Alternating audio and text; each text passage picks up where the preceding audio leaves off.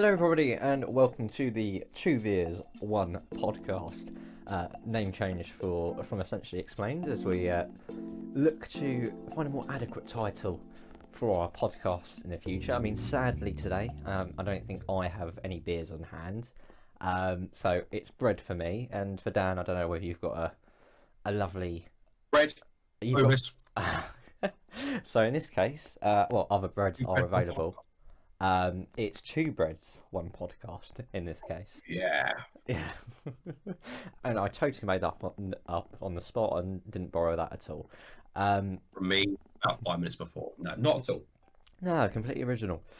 Today we're going to be talking about China's new child policy, which came out a few days ago. Sort of quite a major shift away from.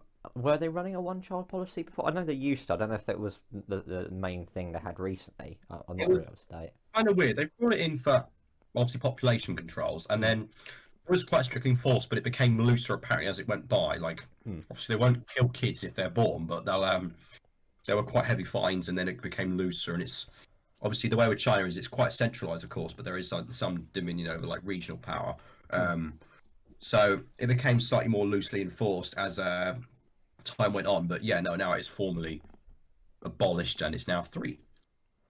Yes, and we'll be explaining why this is significant for a number of reasons beyond sort of, I guess, in quotation marks, more liberal view on having children from the Chinese government even. So yeah, we'll delve into that. There's a couple of other news stories we'll sort of go through in a sort of news roundup podcast, I guess we can call it. Nothing particularly specific subject-wise, just a sort of broad overview of what's happening in the world. So yeah, as we said in the beginning, we'll start with China's free children policy. So Dan, why is this significant in economics terms as well as, I guess, general terms as well? Well, and this is actually something that sprung to mind actually. We start from like a very, I guess, backward dated, but I guess still entirely relevant theory is school of thought within economics, which is the Malthusian school of thought, and particularly population controls. You may have heard something of the Malthusian trap, which I won't go into too much detail, but what you basically need to know is and this is very oversimplified, so technically it's correct, but for all intents and purposes, basically, Malthusian trap says that, well, effectively there's only a certain level of population, there's only a certain amount of population control in terms of labor force and quality of life that the resources on Earth can withstand, primarily because we have diminishing returns to labor. So the basic model says that as wages were improving and living standards improve, well, of course, with that, we'd expect population to rise. That makes sense. If living standards are better, people have more kids. If people have more kids, well, then that means a greater workforce. And we have diminishing returns to that workforce, so every single worker reduces the amount of extra output we gain. So eventually the resources we have can't sustain the population, and population declines. And then, of course, if population declines, the relative wages rise again because there's a smaller workforce, and it's like a cycle, hence called the trap. And so I guess if you want to look at that side of it, well, the one birth or the one child policy in China aims to sort of prevent that trap, if you like, of overpopulation and essentially putting too much of a strain on China's internal resources, labor markets, and quality of life. Because although China is the second biggest economy in the world in terms of absolute GDP, it's massive. It has the largest population by an absolute mile. Only India comes close, realistically, and so the GDP per capita is still quite low. It's getting there for an economy of the size it is, but it's still below in terms of per capita per person, if you like, most European, G7, G8 nations and most Western economies. So it has a lot of catching up to do. So that was the one birth child policy sort of like aim to prevent that sort of trap. And now it's being lifted, of course. It has huge implications for labour force. I mean, suddenly we've now got an ageing population issue in China, which will become more evident, like we see in Japan, in the next 20, 30 years, possibly. And so they need younger people to fill the void. And that means their population is going to start growing again. Oh, joys. Actually, that's an interesting point you bring up with per capita. Like any sort of... Well, I guess it would be only fair to call China a developed or very near to a developed economy these days. So I would say it's developing. It's on the... towards the end of that on the end of sort of journey. upper level of the. Yeah. Um, and well, like any economy, really, you have quite a bit of a diversity in income and wages. So obviously, China's got still quite a big manufacturing industry and agricultural industry, actually, for that matter. So obviously, those jobs are quite low paid. But then you also got the counterbalance to that as China's progressed. Obviously, it's got a lot more involved into tertiary sort of sector based employment as well as more technology. Think of how many electric car companies, Neo, for example, come from China, and obviously those sort of positions are very well paid. Um, so obviously with the vast amount of people, you only got so many jobs in those high ranking positions. That per capita figure is probably slightly skewed lower in a mean sense. Um, but then you could say the same about any economy, really. As for your thing about the now fusion trap, I thought it was actually really interesting. Yeah, I think I don't know. Obviously, it's quite a flawed. I mean, the basic fundamental idea behind it is not a bad one because it's true. Overpopulation in itself is not great, not only from an economic standpoint, but also for simply living standards as well. You're obviously overcrowding and all that. But the shift away to sort of a free child policy, sort of attempting to increase your human capital, and not only in terms of like the amount of stuff you can make, but also you have more people like essentially coming through to innovate and obviously contribute to the capital side, making capital better as well. As we know from a production function, so we know it's a Cobb Douglas production function. We have your functions based off your capital and labour. If you can both increase both of those, then that's great. And I think that free child policy it aims to do that essentially in the long run. Yeah. We should be clear the malfusion trap, or theory behind it. It's definitely aimed at an economy, pre sort of 1600 or so. It applies to economies before the Industrial Revolution. Part of the reason why we don't think of the malfusion trap anymore as valid is because we've had the use of capital, so like machines, industrial age machines, and post that technology that prevent or at least weaken the effects of diminishing returns to labour. Of course, they're much more efficient than labour, so we don't have to worry as much about that anymore, which is why we don't still live in an agricultural horrible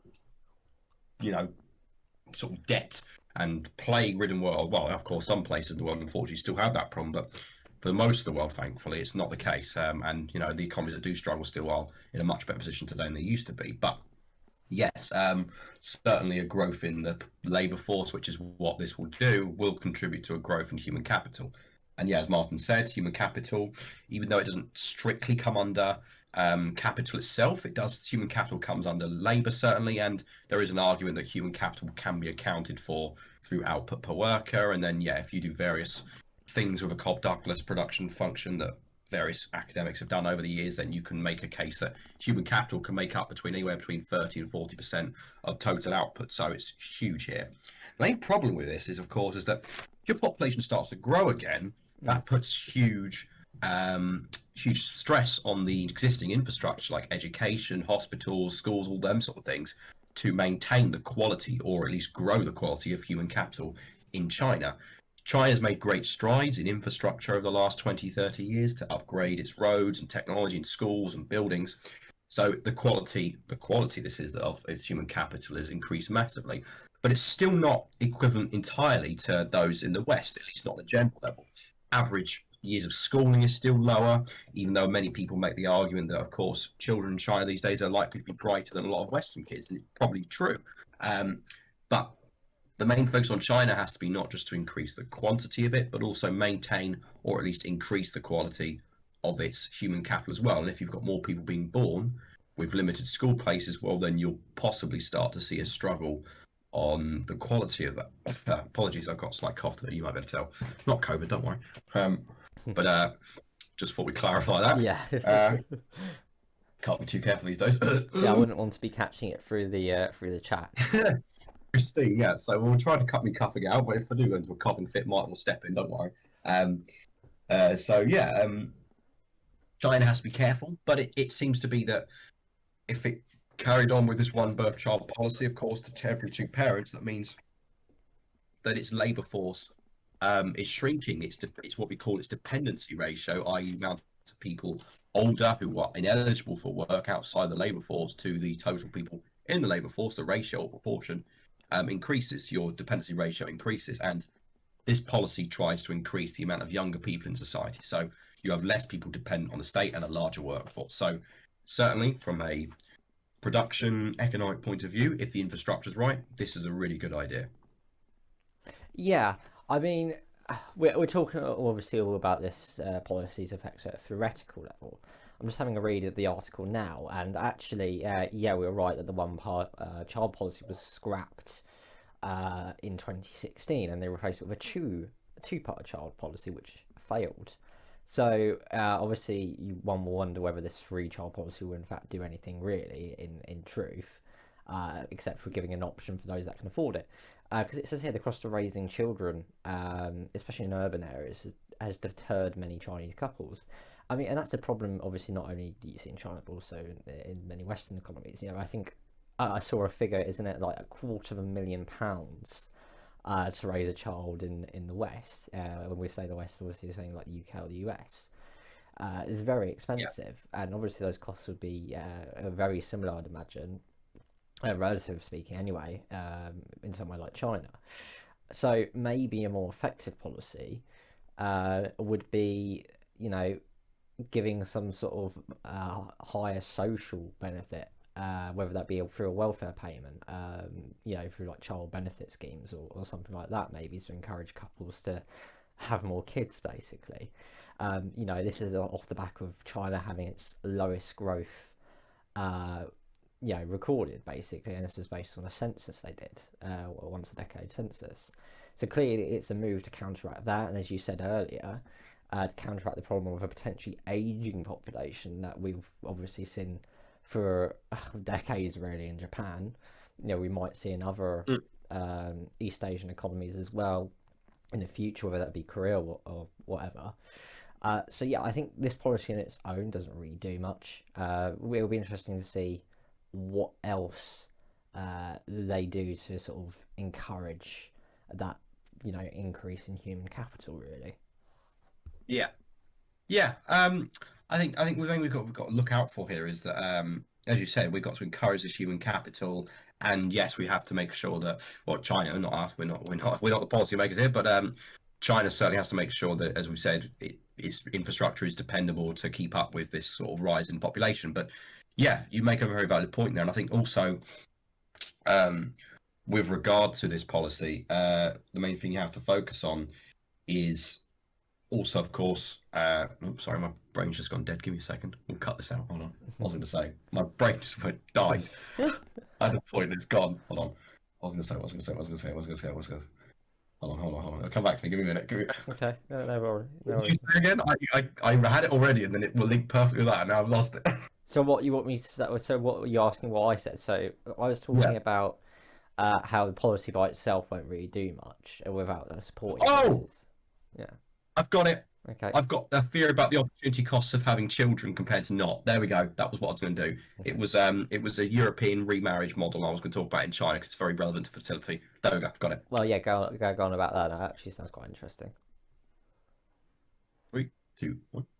Yeah, you're entirely right, Martin. And also, there's various theories and various sort of patterns we've seen in Europe as well, which predicts sort of like fertility rises and declines that we may see possibly in China as its development increases. I mean, obviously the main sort of or one of the main features of pre-industrial and post-industrial or modern economic growth, as we call it, actually, sort of seen in the 1800s and then sort of to the mid 20th century, was a decline in fertility rates. And this was because, well, there's a theory surrounding a lack of course, what they call preventative checks on fertility rates, so things like contraception, which is possible, which could of course rise in China, as fertility increases, possibly. But obviously, that puts downward pressure on fertility. It keeps fertility rates low. But also, we can look at a very economic point of view here, an opportunity cost of fertility. I mean, the thing you've got to remember is in China, I imagine, we don't know here, but the theory assumes is that in general, the mother will take on the more primary role as the caregiver. But of course, we can adapt that with a more modern perspective and say it's a joint thing with both parents. And having a kid or more represents an opportunity cost on hours worked. So, of course, as living standards and wages improve, that means the opportunity cost of having a child also increases. So, people are less likely to have children or have smaller amounts of them. But if we look at it from another perspective, whilst there are high initial opportunity costs of having a child, so for example, foregoing hours work, having to pay for childcare, etc., there are longer term gains of having children in the form of what we like to call economic rents, essentially fertility rents from children when you get older, if they have higher standards of living. So if you maybe only have 2 kids rather than 3, the opportunity cost is lower because you've missed out on less time because you've had less kids. But also, you benefit from the long-term earnings of that potential child in maybe older age, for example, if their quality of life is good, because you want your child's quality of life to be better than yours. So there is an argument there that actually, whilst there is a limit of 3 children in China, it's very possible we'll never actually see many people having exactly 3 kids because the opportunity cost of having 3 compared to 2 may be too high because people want to work. And as we said, wages are increasing, improving, standards of living are growing in China. And also, having 3 kids compared to 2, whilst it may bring a longer term earnings, maybe that doesn't represent the cost of bringing 3 into the world. So we may see people only having 2, which of course means the population is stagnant, and that's really what we want.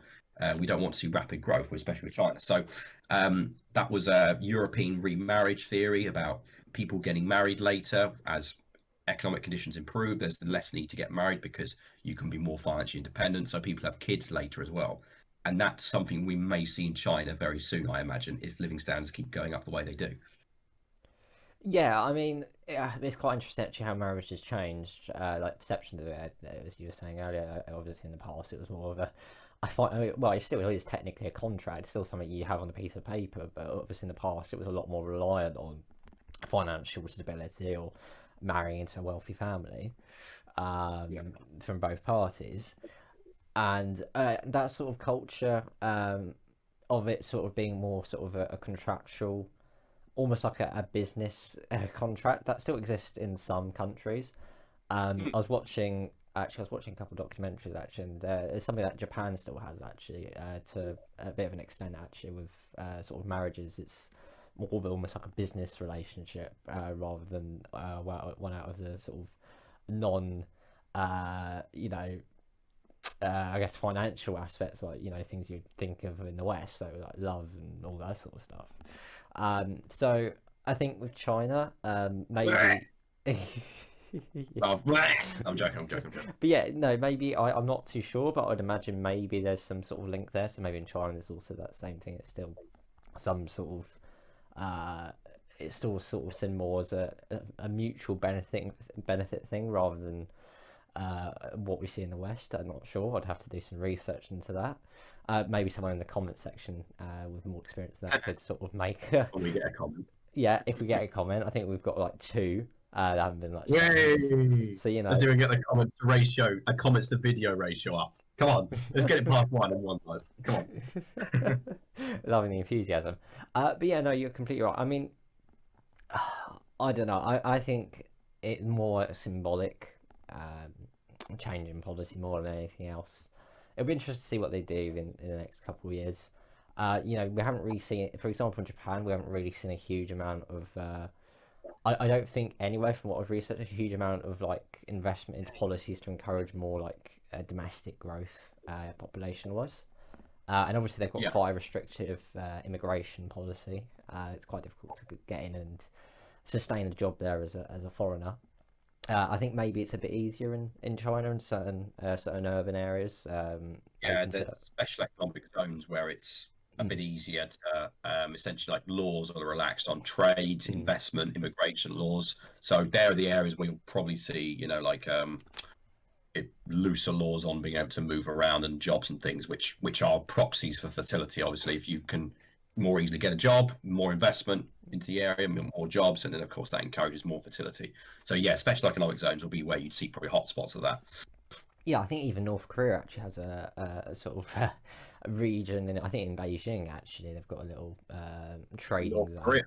Yeah, North Korea does in In Beijing, I'm Beijing. pretty sure. Sorry? Oh, you mean a North Korean thing? Oh, I was gonna say, I thought you said Beijing was in North Korea. I was like, No. eh? I I was got like, a eh? 7 in geography, Dad, and I am qualified to. Oh, she's got 7 GCSE job. Oof. Oh, Oof. oh. I'm sorry, that's me. I'm the most I didn't qualified do person geography. here. I didn't do geography. I didn't talk. No, no, I you can't can't. talk at all. You can't talk at all. Um, No. but yeah, so that's pretty much our sort of take on the child policy. I think there's a couple other things I wanted to talk about. I know, Dan, you were absolutely bursting to talk about these growth figures that the UK has been expecting. Oh, So yeah. take it away. Well, this is breaking news, really. This is absolutely groundbreaking. As you know, we did a previous podcast on economic growth in general, pre-COVID. We looked at basically the sort of V-shaped or U-shaped recovery that the UK might be experiencing post-COVID as things open up and we expect rapid rates of growth. And there were certain figures and certain estimates by various bodies like OPEC, sorry, Bank of England, and we have the who was I thinking of? Not OPEC. I'm thinking of not that one. I'm thinking OECD. There we go. OECD, Got it. there we go. Got it there in the end. The OECD nations, of course, have their own estimates. The World Bank, and they've released some more estimates which suggest an even stronger recovery, certainly for the UK, than we experienced and we first predicted, even back in April or May when we did this first podcast. So that's good. The OECD say that the UK will experience a stronger recovery than expected, and we could see growth rates of about 7.2% this year, and they had previously predicted 5.1% in March. Now that 7.2% is more in line with the figures we already showed you from another, I think it was Bank of England estimates a couple months ago, so this isn't really a surprise. It's nothing new. But more interestingly, they've also raised their forecast for global growth from 4.2%, that was all the way back in last December, to 5.8%. And that's quite a big jump. That means that, well, we're going to see, we hope, a more strong rebound for the whole world, and that's good. But obviously, you have to exercise some caution there, although that's the average figure. That's going to be heavily weighted by certain economies. The US is experiencing quite a strong post-COVID recovery. In fact, it managed to minimize any damage. So I think it's still experiencing positive growth overall, post-COVID, overall net growth of positive rates. So it's possible that there will be some developing nations, particularly possibly Brazil could be hard hit, various African nations possibly, who will still have negative rates, and people won't talk about that. But they really argue that this is mainly because of debt levels are high but very manageable, because very low interest rates means that debt servicing, essentially paying it off basically in funny terms, is easier. And of course also we expect UK trade to be improving, to prosper more as our relationship with the EU improves and we get more trade deals with the world. So that's most of the reason for the UK's figures. In terms of the wider world, well, there's various reasons. We could have, of course, vaccinations across some countries that are doing well, but also, of course, immigration as well. If we hope, which is something we'll probably discuss next week, but if foreign travel opens back up for certain nations that rely on travel and tourism, we can expect stronger growth rates there. And of course, a commodity boom, which is something we might see possibly in developing nations, may encourage higher prices and higher returns from commodity trade. So that could be another reason why we see stronger growth. Yeah, I mean, about the whole opening up of things, I mean, there was quite devastating news for the economy recently that Afghanistan was put on the red list. Oh no! Anyway, Absolutely massive holiday destination. That we pissed off our one viewer from Afghanistan. Now I'm sorry. yeah, we have. Mine, not me. I'll wear an Afghanistani flag next week. All right. Just show your support for the community. The Afghanistani people. Yeah. Well, the Afghan, not Afghanistani. Afghan people. Yes, you've. Fly me. We're really showing Yeah, we're a very inclusive, multicultural society, aren't we, with our knowledge of the Middle Right, East? right. Um, yes. Anyway, but yeah, I'm in total agreement in all seriousness. The vaccine rollout in the UK especially has been very effective. Obviously, Europe is catching up, slowly and surely. And obviously, this would be great. I mean, obviously, even though we've left the EU is still going to be a major trading partner for the UK. It only makes sense to. So once those sort of trade routes become more free flowing and more efficient, obviously we'll see even greater growth rates from that increased productivity. Um, It'll also be interesting to see. We'll see some more. Obviously, I think we talked in the video last week about how certain sectors are lacking people to fill the jobs, so there's job vacancies. Yeah. So when everything opens up, then maybe we'll be seeing more people coming in and filling those vacancies, and obviously they will be earning income, spending that in UK economy, and that will be generating increased aggregate demand via consumption. So Wow. I finally got that into a podcast, aggregate demand, so I'm happy. Yeah. You can scratch it off your bingo card for everything we say in the podcast. Um, but yeah, no, yeah, I'm in short, from a very long around way, I'm in total agreement. So that is the UK growth um, story, I guess. We talked about China as well. Um, I can't recall if there's probably some other big news stories we'll cover on a separate video to prevent this sort of just going absolutely insane in length. So we'll probably save those for another time. Unless, Darren, you've seen something that hopping on the spot to talk about. Well, we've discussed obviously the possible travel changes. We can do a quick discussion of that right now, but we'll probably do I think a dedicated video next week. But maybe we'll know more back then. But just to sort of update you if you are following them, it's likely that we'll see some countries that were previously on the green list, like Portugal, possibly move to the amber list. Of course, without going into too much detail, because we don't want to bore you all. It's possible that could have implications for tourism, particularly in Portugal, because it relies a lot on UK tourists. So, Mm. once again, we're seeing the grip of COVID being an absolute bastard. But loosening, so that is always good. And I think that's a good note to end the two beers, one podcast. I had to look back at my notes to not misspeak that. Um, if you know, you know. Um, so yes, guys, if you have enjoyed the podcast today, obviously leave us a like. Leave your thoughts down in the comment section.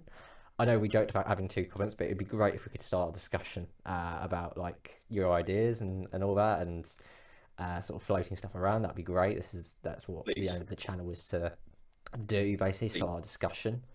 Uh, please. at the end of the day, Are we you track it down, please? I'll give you anything. At this point, just someone, please. yeah, we will provide you with a award for the first comment on this video. We don't know what that would be, but we'll figure something out. And yeah, obviously, if you want to see more content like this, then subscribe and hit the notification bell, because otherwise it won't be notifying you of the video for some reason, because that's how YouTube works. Better to join the notification squad. Notification squad. And yeah, guys, until the next one, ciao for now. The war.